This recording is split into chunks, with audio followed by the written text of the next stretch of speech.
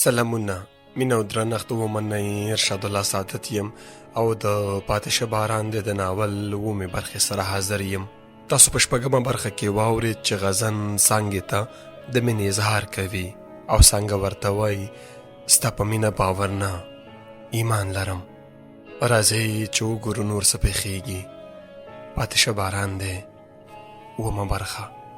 ویل ته خو به که چا بیخي مجبور نه کړي په ډله کې به دې هم اتړ نه کوو. دا نن کومه هوا رالوتې؟ ورته مې وویل اشنا ولې به اتړ نه کوم، نن خو ټول کائنات لکه د بنګو پیمانه اتړ کوي. په خندا یې راته وویل بنګو ته د لکه چې لاس واچو. ځواب مې ورکړو چې اشنا بنګ مې نه دي څکلي، بلکې د تخویل په سیمه مې په جریبونو بلکې په خورونو بنګ توکېږي. راته یې په استفهامي انداز وویل نو بیا دا چې در مې درخانه شوه. هغه خوشحاله شو. ویل ښه ده غزنه چې ستا د زړه درز کوشیر وموند، خو ته هم اوس له ادم خانه کم نه یې. خدای زده له کومې څانګې نه د شهباز جوړ کړی و. زه چې ځو ښار ته د دې خوښۍ په تحفه کې به درته رباب واخلم. رښتیا هم بازار ته لاړو او رباب یې راته واغست او بیرته د زمرک د حجرې ته راغلو. راته یې وویل زړګیه ما خو در سره کړې ژمنه پوره کړه، رباب دې زده کړو، اوس ته ما ته وایه چې ستا د روخانۍ څوک ده. سمه ده، اول به درته یو نغمه وغږوم، بیا به درته د روخانۍ وښایم. هغه را سره ومنله او ما هم رباب په غېږ کې ونیو. غوږۍ مې ورتاو کړل او چې سر یې ونیو نو دا سندنه مې په نغمه کې راواړوله. دا ګر چاپیر په غرونو راغله بارانونه یاره، ګلی وریږي نه او مزه دلته شپه وکړه او پاتې شه باران دی. په نغمه کې دومره ګرم راغلم چې ځان او جهان مې هیرو. یو وخت مې زمرک لاس ونیو او راته ویې ویل ظالمه له خو ځان ته پام وکړه، له جامو نه د خولۍ ساسې او د رباب دې هم کار وکړ. که پرېښی مې وی نو یا خو د رباب تارونه شلول او یا د خپل زړه رګونه. رښتیا دا سندره خو په څانګې هم ډېره زمزمه کوله. زړه خو دې حال د ځاله نه ده جوړه کړې. ورته ومې ویل اشنا تا د خپلې پوښتنې ځواب پخپله ومونده، هم څانګه زما د روښانۍ ده. وا غزنه څه غرنی ګلاب د انتخاب دی، په هر طول پوره ده. هسې د فیزیک استاز ته خو به دې هم دعا کړې وي. ومې پوښته چې هغه څنګه؟ راته یې وخندل، ویل نن سهار یې څومره ښه موقع درکړه. ما هم ورسره ومنله او د فیزیک ښوونکي ته مې د دنیا او آخرت خوښۍ وغوښته.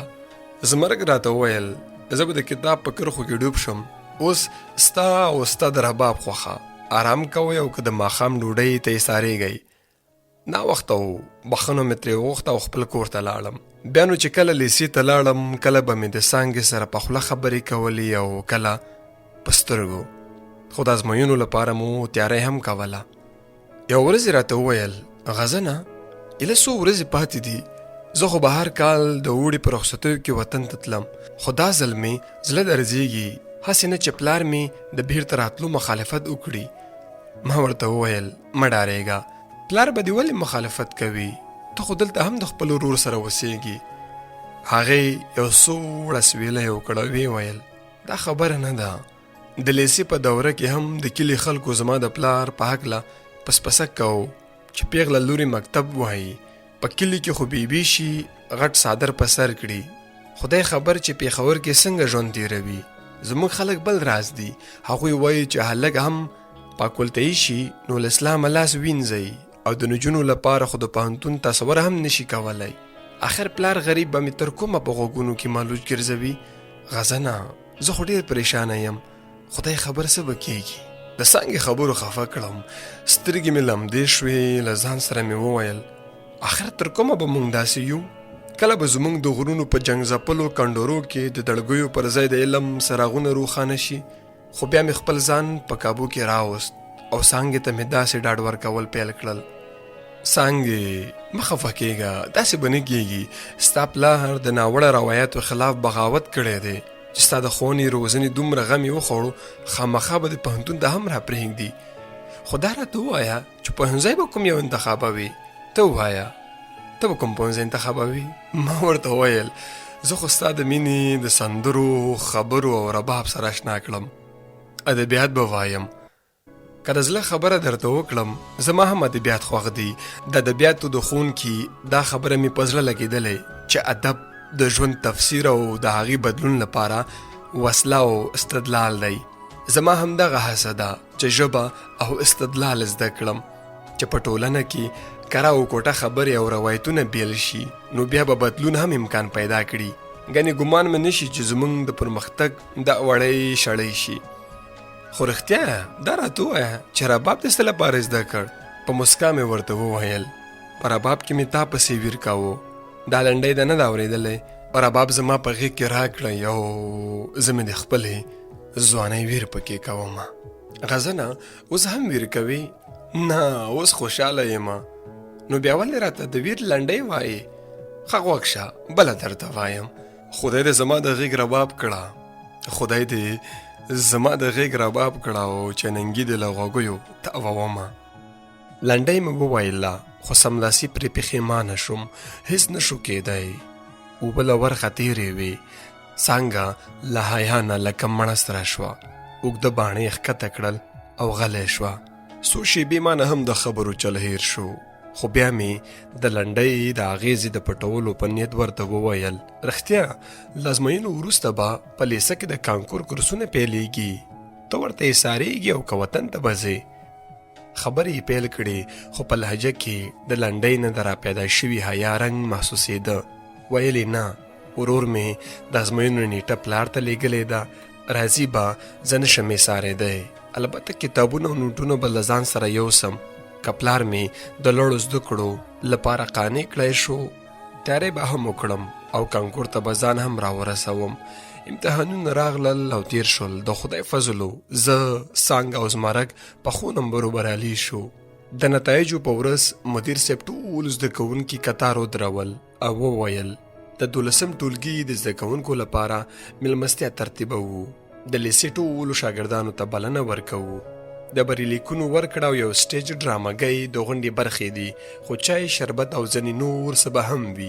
هیله من یم سبا به راتلل نه هېروئ. وسلام. د مدیر صاحب په بلنه سبا ډېر شمېر شاګردان لیسې ته راغلي وو، بلکې د څو تنو ناکامانو او هغه شاګردانو سره بیره چې د سخت رقابت په پایله کې خپله نمره بایللې وه ټول راغلي وو. لومړی شاګردانو یو ډرامګۍ سټیج وکړه چې پر افغانستان د جنگ ناوړه اغېزو زغلنده انځورګري یې کوله. بیا مدیر صاحب سټیج ته راغی. د لیسې پر کلنیو هڅو او کارونو یې رڼا واچوله. بریالیو زده کوونکو ته یې بریلیکونه ورکړل او نور یې لیک او لوست ته وهڅول. بیا تفریح ته ورته فضا جوړه شوه. د سټیج مخې ته هیڅوک نه و. ملازمینو چای شربت وویشه. وروسته اناونسر د سټیج شاته څرګند شو او د لاسپیکر د مایک په ټنګولو یې د شاګردانو پام د ځان په لور کړ. وی ویل تاسو ټولو ته معلومه ده چې په داسې موقوز مرګ د خپل ځان سره رباب راوړي. داسې ښکاري چې نن به په وروستی ځل د هغه نغمې زموږ د لیسې لنګړه پورته شي، ځکه چې هغه فارغ شو، پوهنتون ته به ځي. په هر حال زموږ له ګوتو ووت. زه بلنه ورکوم، هیله ده چې په ارام ډول او د زړه په غوږونو به یې واورئ. په سټیج دری غوړېدلې وه. اناونسر مایک ورښکته کړ. زمرک هم ورغی. رباب ته یې ګوته واچوله. داسې رباب یې وغږوو چې پخوا به یې په لیسه کې نه و غږولی. او ولې به یې نه غږوو؟ په لیسه کې وروستی رباب و. ټول استادان او زده کوونکي داسې غلي او حیران وو لکه بتان. هغه بتان لکه چې یوه زمانه یې د دې رباب نغمو ته انتظار کړی وي. ونو، بوټو او ګلانو ورسره لکه ماهر نڅاګر په منظم سر او تال رقص کاوه. څو په زړه پورې نغمې یې وغږولې او بیا یې رباب غږول بس کړل. مک ته یې خوله ورنږدې کړه او ویې ویل درنو حاضرینو، زما رباب خو مو ډېر اورېدلی. زما یو ملګری اوس رباب زده کړی. هغه به په دې وروستۍ غونډه کې د لومړي ځل لپاره رباب وغږوي. غزن ته بلنه ورکوم چې سټیج ته راشي. زما د نوم په اورېدو د زده کوونکو ترمنځ ګونګسې پیل شوې. یو تر بله یې ویل غزن او رباب. ملګرو، دا او د پاتې باران اومه برخه. په دې هیله چې ستاسو به د خوښې وړ ګرځېدلی وي. تر بلې برخې زه ارشاد الله سادات له تاسو اجازه اخلم. تاسو په لوی او بخښونکي رب سپارم.